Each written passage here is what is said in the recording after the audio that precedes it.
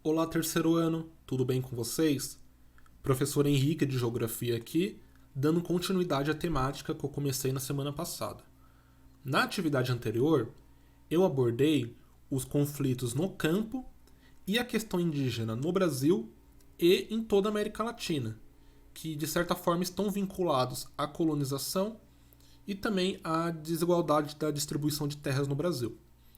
Na atividade de hoje, eu também vou falar de conflitos, eu também vou falar de problemas, só que dessa vez nas cidades, conflitos urbanos na América Latina, mas focando, é claro, no Brasil. As primeiras vilas, as primeiras cidades, elas foram construídas na América Latina já a partir ali do primeiro milênio depois de Cristo. Foram construídas pelos povos indígenas que viviam aqui. E com a colonização, alguns desses centros urbanos foram ocupados, outros onde existiam foram destruídos e outros mais foram construídos pelos colonizadores. Por exemplo, aqui no Brasil, pelos portugueses, sobretudo na região litorânea do Brasil, e ali a partir do século XVII também em direção ao interior do Brasil, sobretudo quando descobriram metais preciosos como o ouro e tudo mais. Mas eu não vou abordar toda essa história aí da urbanização da América Latina, e sim eu vou focar no processo de urbanização recente, porque faz mais ou menos uns 200 anos, um pouco mais de 200 anos, que o mundo inteiro observa um processo de crescimento das cidades, um processo de crescimento da população urbana, muito mais do que o da população rural. Isso tem a ver com a Revolução Industrial, que começou ali na Inglaterra, na França, no final do século XVIII, e que ao longo do século XIX ela vai se espalhar para outras partes do mundo, por exemplo, aos Estados Unidos, provocando também um crescimento das cidades. Por quê? Porque como as indústrias surgiram, começaram a se desenvolver, elas passaram a se instalar nas cidades. Porque é nas cidades onde elas encontram mão de obra para trabalhar, né, nas indústrias. É nas cidades onde elas encontram mercado consumidor para os seus produtos e toda a infraestrutura, todas as condições necessárias para poderem operar. Com esse crescimento da quantidade de indústrias nas cidades, as pessoas que viviam no campo começaram a se deslocar até as cidades, elas passaram a se mudar para as cidades, porque era ali onde se encontravam a maior parte dos empregos, seja nas indústrias, seja no comércio ou demais atividades que se desenvolviam ali, e na procura também por melhores condições de vida. Esse processo de migração do campo para a cidade é chamado de êxodo rural. Na América Latina e no Brasil, esse processo ele foi bem parecido, só que ele aconteceu mais tarde, no século XX, no século passado. Então, enquanto a Europa, os Estados Unidos e alguns outros países estavam já se industrializando há mais ou menos um século, a América Latina e o Brasil começou a se industrializar ali a partir de 1930, 1940, e é junto dessa industrialização tardia que as cidades da América Latina, incluindo do Brasil, vão também começar a crescer, e a população urbana também vai crescer mais do que a população do campo. Onde muitas pessoas sem terra começaram a se mudar para cidades, ou elas foram expulsas mesmo, né, por grandes proprietários que se apropriaram de suas terras e começaram a chegar aos montes nas grandes cidades, sobretudo, né, como São Paulo e Rio de Janeiro.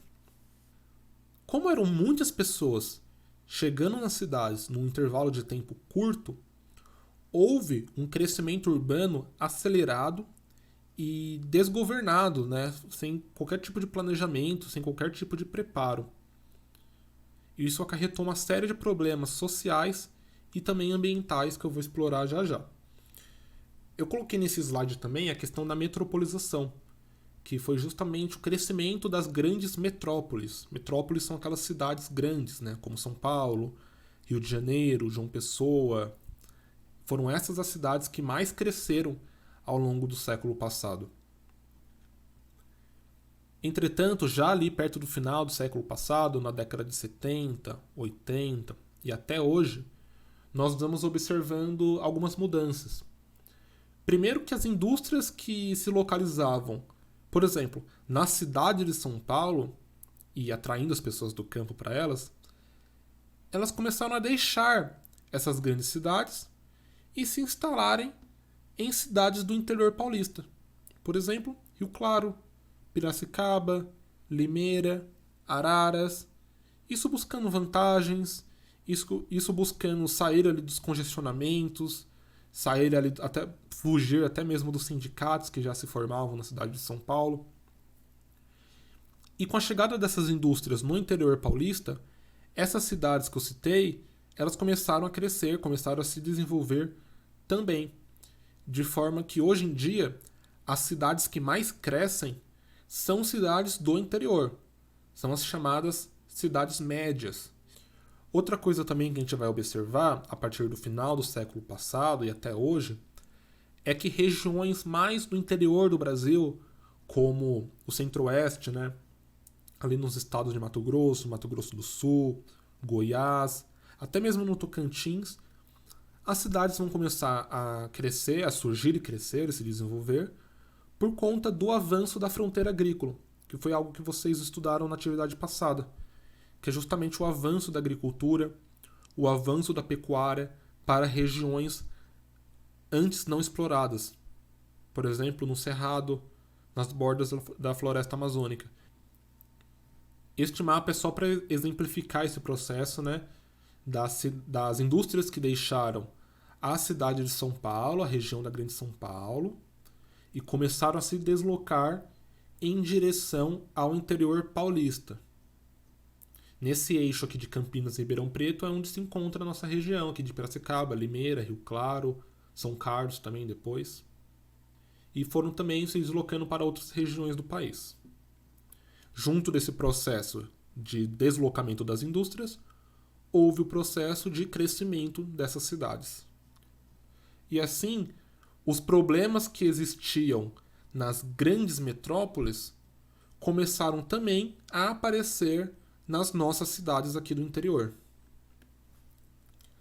Com esse processo de êxodo rural, onde as pessoas do campo passaram a viver nas grandes cidades de forma muito intensa, essas cidades elas cresceram muito, sem nenhum tipo de preparo, sem nenhum tipo de planejamento, como eu já falei, e essas pessoas, economicamente mais carentes, elas foram obrigadas a viver nas áreas onde elas tinham condição, onde cabia no bolso.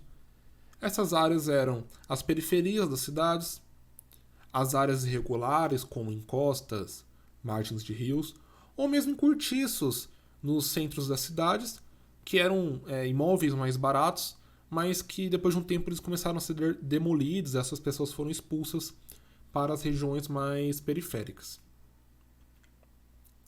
Isso foi dando origem a um processo que a gente chama de segregação socioespacial.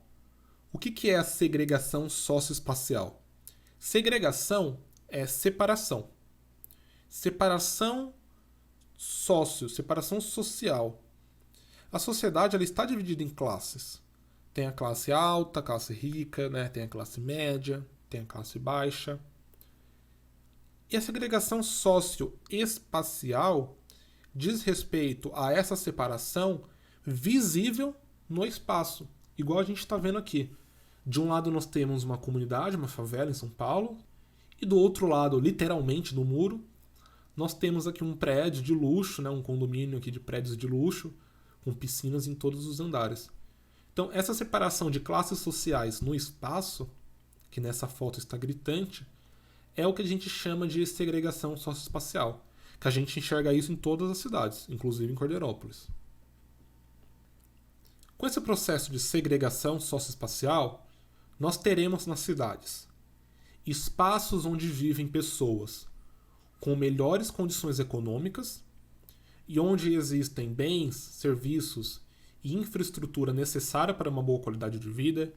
Por exemplo, os bairros onde vai ter água potável, coleta de esgoto, coleta de lixo, postos de saúde, escola, segurança, cultura, lazer, um bom sistema de transporte.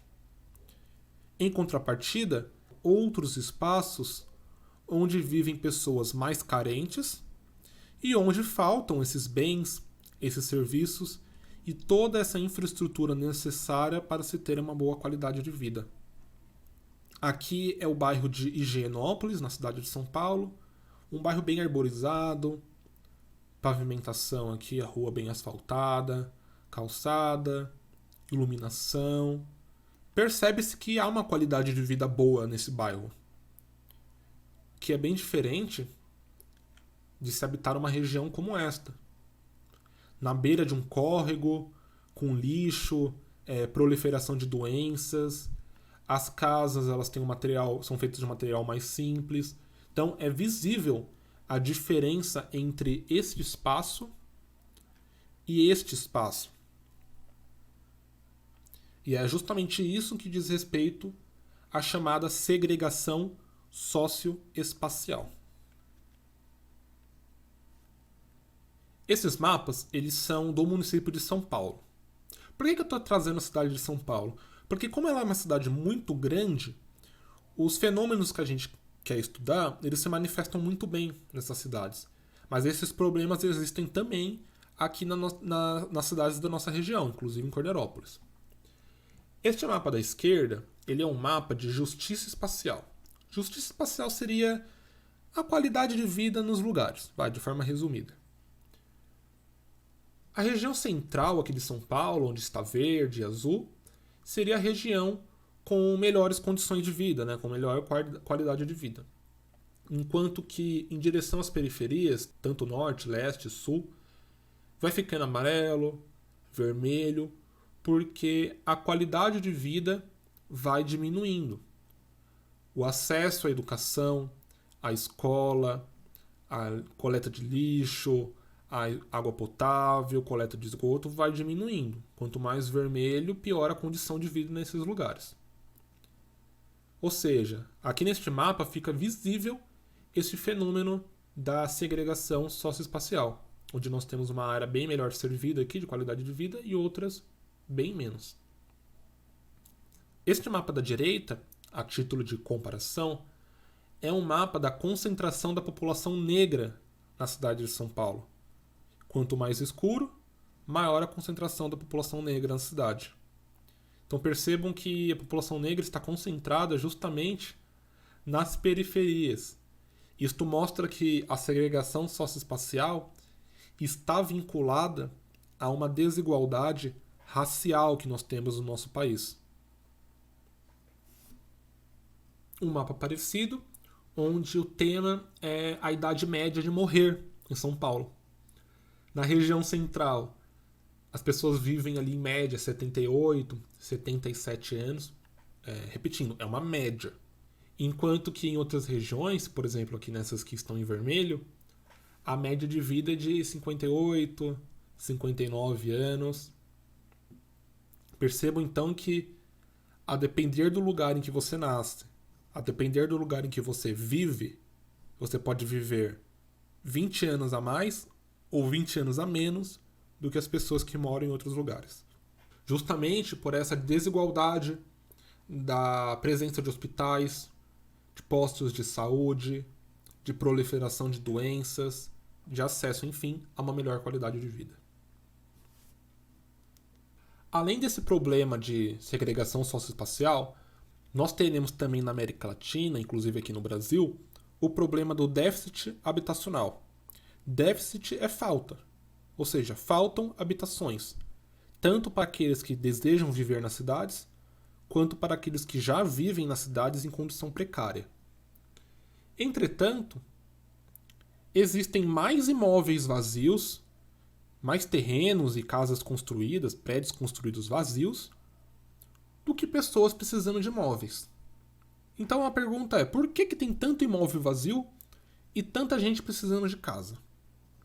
Em primeiro lugar, este problema da falta de habitação, hoje em dia, ele está sendo resolvido, falam que tentam resolver esse problema, construindo mais imóveis, construindo mais casas, que são aquelas casas populares, conjuntos habitacionais, conjuntos de prédios, por exemplo, do Minha Casa Minha Vida, que geralmente são feitos nas periferias das cidades, longe do centro, longe do emprego, longe de posto de saúde, de escola, o que vai dificultar a locomoção e a qualidade de vida das pessoas. Eu vou mostrar um exemplo de Rio Claro. Como eu vivo em Rio Claro há mais tempo, eu tenho um pouco mais de conhecimento para falar dessa cidade. Nós temos aqui então a cidade de Rio Claro. A região central está mais ou menos aqui. O distrito industrial de Rio Claro está aqui na região norte, na parte norte da cidade, aqui em cima. E alguns anos atrás, conjuntos habitacionais voltados para as pessoas mais carentes foram construídos nas áreas mais extremas da cidade, que nem eu vou mostrar aqui. Tá vendo que aqui embaixo é uma área bem extrema, né, na parte sul, na periferia sul de Rio Claro, onde nós temos esses dois exemplos de conjuntos habitacionais. Aqui no bairro Jardim Novo 2. Então nós temos um conjunto aqui de prédios. Isso aqui são prédios, tá? Um outro conjunto de prédios aqui. Bem distantes do centro da cidade. Bem distantes do restante da cidade mesmo, né?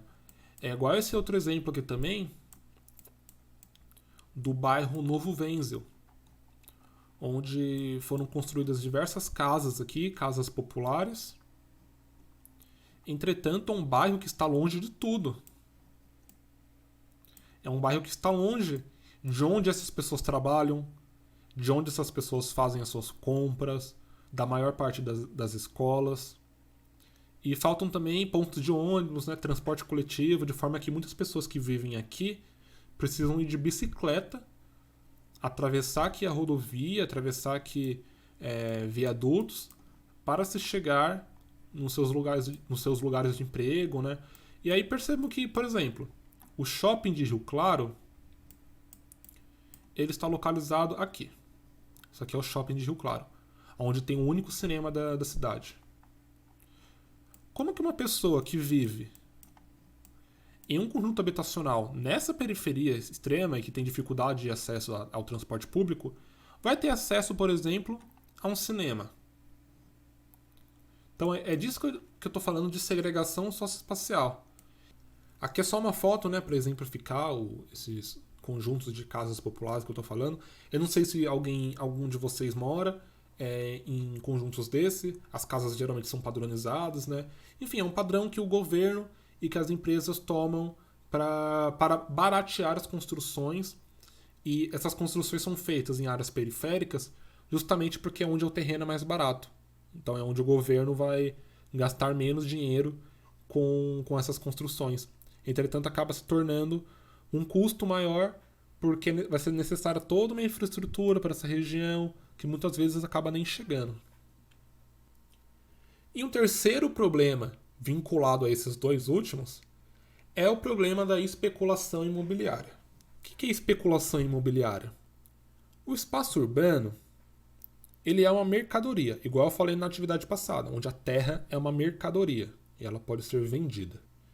Se a terra, seja na área rural, seja na área urbana, ela pode ser vendida, existem pessoas que vão comprar terrenos, que vão construir imóveis e que vão deixar eles ali vazios, sem uso, esperando o preço deste imóvel, o preço deste terreno se valorizar, aumentar, para aí essas pessoas venderem por um preço maior do que elas pagarem.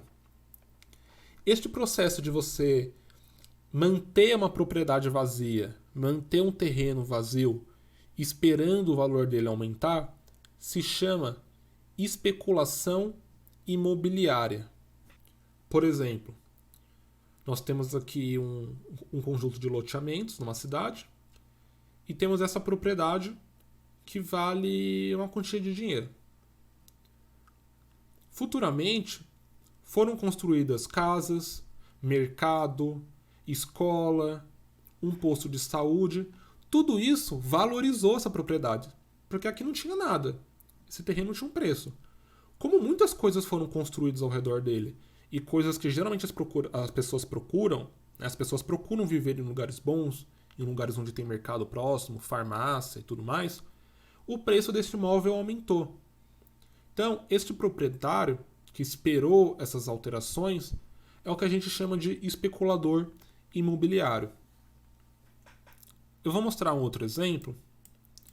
Ali onde eu mostrei para vocês a construção de conjuntos habitacionais em Rio Claro, percebe-se que tem um conjunto de casas aqui em cima, tem terrenos vazios, um outro conjunto de prédios aqui, terrenos vazios e um outro aqui. Por que esses prédios e essas casas não foram construídas em terrenos um do lado do outro? Justamente por isso que eu estou falando de especulação imobiliária. Então, quando se constrói esse conjunto de casas aqui, este terreno vai valer, por exemplo, 1.000. Estou chutando um número qualquer, 1.000. Quando se constrói esse conjunto de prédios um pouco mais afastado, esta área ela fica um pouco mais urbanizada, aumenta a população dali, algum comércio começa a se desenvolver aqui embaixo. Então, o preço desse terreno ele aumenta. Ele vai de 1.000 para 5.000. A mesma coisa vale para esses outros terrenos aqui. Então, as cidades elas começam a se caracterizar por espaços vazios, que são justamente terrenos e imóveis que estão ali só esperando o seu preço aumentar para aí sim serem vendidos ou alugados. Em Cordeirópolis eu não conheço muito bem a realidade, mas é possível ver que talvez tenha alguma coisa parecida, né? Aqui está Cordeirópolis. Nós vemos aqui Jardim Nova Brasília, Palmeiras.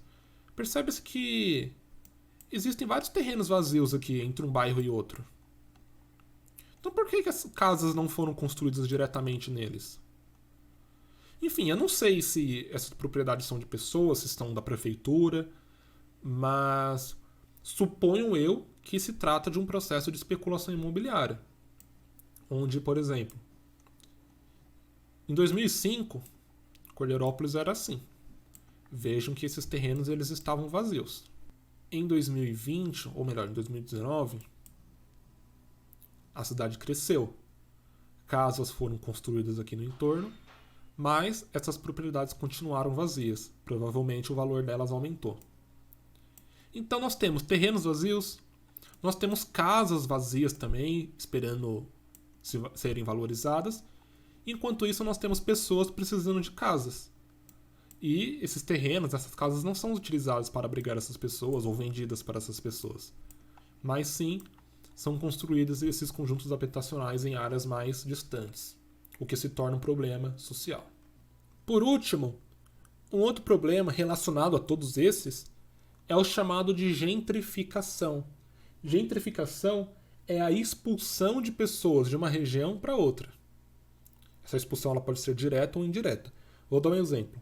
Durante a Copa do Mundo, na cidade de São Paulo foi construído o estádio do Corinthians, o Itaquerão, né, que as pessoas chamam, no bairro ali de Itaquera. Só que esse estádio de futebol ele foi construído em uma área onde tinham pessoas morando ali. Era uma comunidade, era uma área carente. Essas pessoas foram obrigadas a saírem dali e a se mudarem para conjuntos habitacionais muito mais distantes, consequentemente longe de onde elas trabalhavam, longe de onde seus filhos estudavam, enfim, longe de onde elas constituíram sua vida. Esse é um exemplo de expulsão direta de pessoas mais pobres para áreas mais distantes. É um processo que dificilmente ele vai acontecer em bairros ricos, ele vai dificilmente acontecer com pessoas mais ricas. É sempre a população mais pobre, sempre a população mais carente que sofre com esses processos. Um processo de expulsão indireta é quando, por exemplo, nós temos um bairro mais carente, e de repente constrói-se um shopping ali no meio desse bairro. Com a construção desse shopping, esse bairro ele vai se valorizar. As casas vão ficar mais caras, o aluguel vai ficar mais caro, os terrenos ficaram mais caros, porque tem um shopping ali, né? Vai atrair pessoas para aquela região.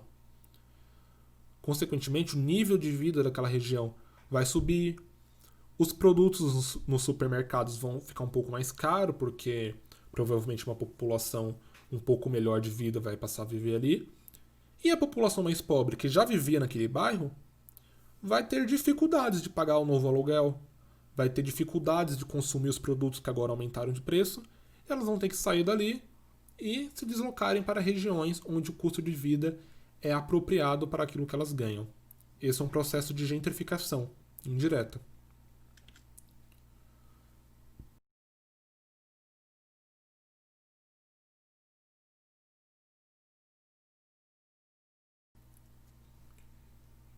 Dito então alguns exemplos de problemas nas cidades, eu foquei aqui nas cidades da nossa região, na cidade de São Paulo, só que ele acontece em toda a América Latina. Esses problemas levam a disputas e conflitos no espaço urbano.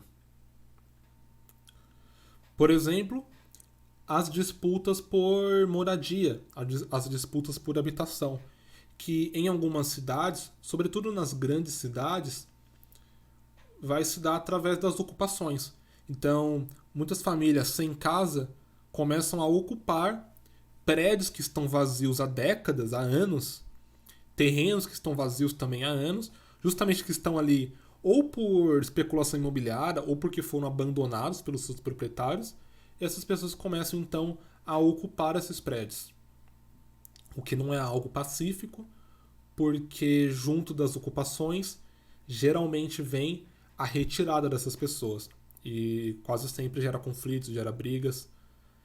Tempos atrás nós tivemos uma reapropriação, né? Uma retirada de pessoas de uma ocupação em Campinas. Não era um prédio, era uma comunidade que foi construída num terreno vazio, mas essas pessoas foram desabrigadas.